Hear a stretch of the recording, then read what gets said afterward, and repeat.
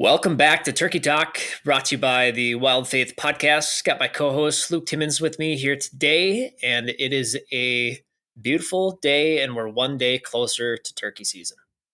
Your definition of beautiful and mine are very, very different. I will say it's getting warmer out. I don't know about that. I'm obviously you can tell I'm not at home, and Yeah. I'm traveling for work right now, and it's freezing. I'm in Chicago and it is cold. So shout out to all of our followers in Illinois and the Chicago area. But yeah, dude, it's chilly. Yeah, we finally the last 2 days the high has been in the negatives, and we finally cracked into single digits today. Hey, So heat wave. That's yeah, t-shirt weather in Minnesota. yeah. I mean, I went and got the mail today in shorts and a t-shirt. So There you go. There you have it. But no, today we wanted to do a quick little turkey talk, bringing this back from last year, which is fun to say because we're almost a year It's into that time. it. Yeah, and Come on. like you said, getting cold. I mean, it's gonna be 40 this weekend, so real heat wave. Wow, is it really?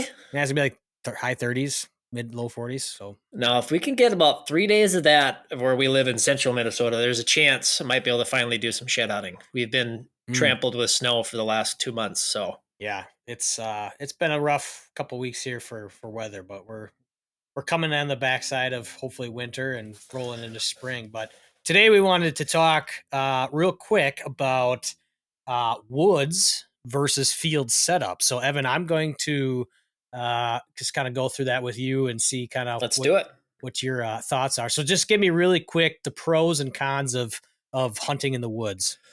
Sure. Yeah, the woods is, I would say it's a lot more intimate than hunting in a field edge because you're in the mix with birds. And especially those early mornings, you're right there. And the difference, to me is where you can get into hill country. It's a lot more challenging, but I also think it's a little bit easier to get around, if that makes sense, without bumping birds. When you're in flat country, like kind of where we're at back home in southeast Minnesota, you know, your preferred roosting sites for the most part. Hopefully you do if you kind of got an idea of the lay of the land. But yeah, dude, woods hunting is really fun because you're right in the mix with the birds, especially like, those days where you can get it and it's rainy or it's kind of crappy outside. Like those birds right away, those first maybe 30, 45 minutes, maybe an hour, they're probably going to hang tight in that woods and then eventually work out once the sun pops out, start picking on that green grass. But yeah, woods hunting is a lot of fun. Definitely worth a try. Mm-hmm. What would the downside to woods hunting be for you? It's all relative. Like I look at like woods hunting early season is a little difficult after post daybreak, moving around just because you got less foliage in the woods. But also too, from the aspect of like just getting in and not getting seen, a lot of guys, there's a debate of how early do you go in? Do you want to go in and hear gobbles off the roost so you can get yourself in a position, or are you going in pitch of darkness? But, it's kind of all back to that where you're just kind of navigating, getting around. So it'd be probably the only downfall I could think of kind of off the top of my head. Sure. And then switching it up to field setup. What's the pros and cons for that? Yeah, field edge setting is primarily probably 90% of the hunting we honestly do in southeast Minnesota, but it's just due to the lack of timber that we have. And that's kind of what we have for farm ground. But it's awesome to see that birds are able to adapt and survive to that. And, we at least have enough native grass cover too for hatching and stuff like that for hens in the spring. But, the cool thing about hunting in a field edge is you just have super easy access getting around, and you're playing the game of waiting for birds to come to you rather than attacking, getting tight on birds, which you can still do. But, you got the advantage of you could probably pop up a blind in the morning if you got some time. You're going to have a way more visible decoy setup. And honestly, most turkeys like they do, like depending on the day, like they might hang tight in the woods depending on the weather.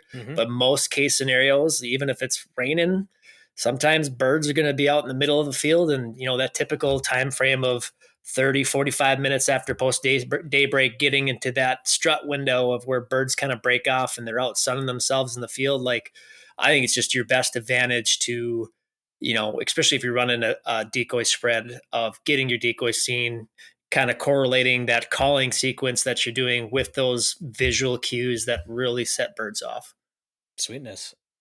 Now, how are you operating your call setups for each of those real quick? Go through kind of what Yeah, your style would be for, sure. volume and the Yeah. woods versus field, that kind of thing. In the woods is really intimate, and I said that earlier. Mhm. And I'm really doing really soft like tree yelps. I'm probably gonna bring, I've always got a fan with me, or I use my hat. I'll kind of do my fake fly down, but it's all dependent too. Like we've had mornings that you and I have literally, we talked about in the last podcast, where we were on top of birds, which is probably the most unfortunate scenario you could have unless you don't get detected. Yeah. But yeah, for sure, Worked woods for us, calling. right? Yeah, hey, it worked. But that setup in the woods is definitely going to be a lot softer, not as aggressive, and honestly, too, like it's all relative to how close you're off the roost, Mhm. and what time of year it is. Are you competing against hens? That's there's so many factors that kind of go into it. But from a field edge perspective, I feel like you can kind of get away with a more of a orchestrated approach of where you can kind of build this sound design, if you want to call it, for these birds, of where it's like, hey, you know what? We've got three birds that are roosted over here. I could do a cackling fly down sequence. Yeah, I could really kind of build up that, hey, you know what? I've got a flock of birds that are over here, and have no visual cues, so the birds can't see me. If I'm in a blind or in a field edge tree, I'm farther away from where the birds are located at. And I can just kind of, yeah, I guess I can just kind of orchestrate that a little bit more easy than being in the woods, because obviously once you're in the woods, you're a lot tighter Mhm. onto those birds right away in the morning. And we haven't even talked about afternoons, I guess, too, but this is more just morning. Yeah. And then as far as decoys, what are you running what are you running in the woods versus, like you said, field edges? Sure. Like in the woods, I'm probably going to cut my setup down a little bit, and I'll probably just run two decoys. If not, I'll Mhm. just run a couple hens. Just because, like I said, it depends on what time of year you're in the woods. I mean, if you're in early season, you could probably get away with a couple more decoys, just because you're going to have more visual line of sight.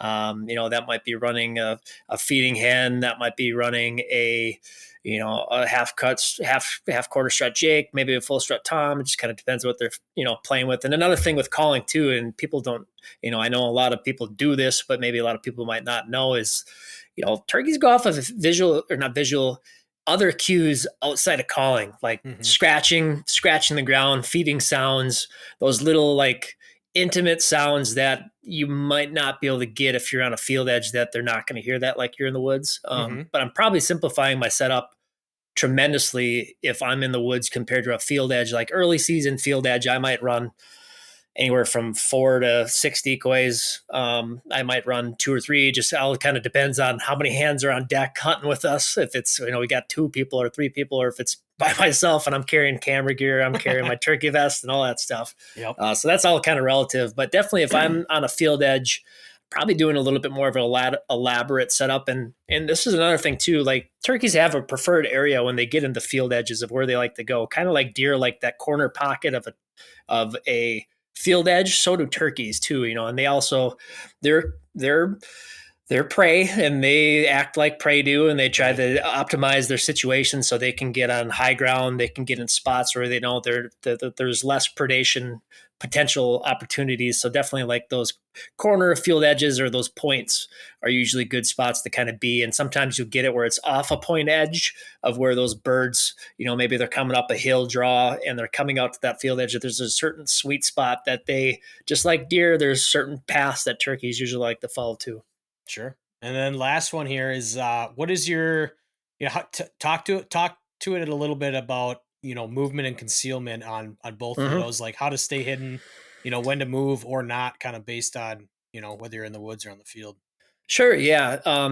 With woods, you're kind of limited in the early season, Sure. because and we're talking, just for perspective for people here. Most of the stuff that I've been talking about is saying that you're running gunning with the shotgun without a blind. If you're Hmm. in a blind, it's a completely different game because you have the full ability to be concealed. I'm talking more Yep. of kind of this run and gun mentality, which you could do with a bow. And I said that in the last podcast. You could definitely still do all this without a blind with a bow. It's just a lot harder, and you need to be more cognitive of your movements. But excuse me. Um, talking in the woods, early season, you're really limited just Yeah. because you stick out. and you're kind of either behind a tree or you're tucked up against a tree, and you're eye level with those birds, which makes it even harder. And you throw in a couple hills, makes it even harder too, and you're trying to guess. But at least if you have some topography where you do have a little bit of hills, you can move around a little bit, then obviously the later the season goes, the more green up that you have, the more ability you have to move. But from a field edge perspective, dude, it's hard to say because it all depends on the woodlot that you're hunting. Because if you're hunting a woodlot that's pretty sparse and you can see deep into that big oak flat, like, you might not be able to get away with it, and you might think you did, but you might have boogered 5 birds that you didn't know were on 25 yards within the tree. Because like birds will do that too, like where they'll hang up 75 yards, 50 yards within that tree edge and refuse to come out, and you play that game of cat and mouse. But if you start walking, you'll never see them, nor or less you're going to hear. You might hear them putt. You might get lucky with that, so you at least get that audio cue that they're leaving. But from a field edge perspective, it's all relative of topography. Once again, like, do I got a hill I can cut behind? Do I got some tree cover that I can get behind? But I do think from the non-wood setting, you have a little bit more mobility. It's just you need to be very timely with your movements. And like, if you're going to make the decision to go, you got to go. You just got to send it. You can't half it. You just got to full go, get to where you want to get and get set up. Especially if you got a bird that's like firing off and he's hammering away, and you can get that audio cue of like, okay, I know he's maybe 200 yards away. Excuse me. Cut that distance to 100 yards and just post up. And I think I said it in the last one too, but if you got 2 guys, take advantage of that. Leave your guy, close that distance to maybe 100 yards with your shooter, and have your caller drop back 25, 30 yards just to give that extra buff room if that bird does hang up. Love it, man. Well, folks, that is Turkey Talk for this week. If you liked what you heard here today, be sure to check out our episode that's going to drop out on Wednesday, the main pod, where we kind of go a little bit further into woods versus field setups, kind of going into a little bit more what we talked about, just deeper dive, weather influence, roosting and morning setups, that kind of thing, and some fun little stories that we've had in the years past. So if you like what you heard here today, be sure to check us out on Wednesday for the full pod, and be sure to subscribe wherever you digest the Wild Faith podcast, and we'll see you on Wednesday, folks. Peace. See you guys. Thank you for joining us on this journey through faith in the great outdoors. We hope today's episode has inspired you to seek God's presence in the wilderness and deepen your connection with nature. If you enjoyed today's discussion, don't forget to like, follow, and subscribe to the Wild Faith Podcast on your favorite platforms, including Spotify, Apple Podcasts, YouTube, Instagram, and Facebook. By subscribing, you'll never miss an episode, and you'll continue to be a part of the Wild Faith Podcast community. We'd also love to hear from our listeners, so please don't hesitate to reach out with your questions, comments, or topic suggestions. You can connect with us on social media or through our website. Your feedback is important to us and helps us improve and tailor our content to better serve you. And always remember, the great outdoors isn't just a playground for hunting and fishing. It's a sanctuary for finding solace and spiritual renewal. As you gear up for that next adventure, I pray you find God's presence in the crackling of a campfire, the thrill of reeling in your catch, or the quiet solitude found in nature. Until next time, thank you for listening to the Wild Faith Podcast. Take care, and God bless.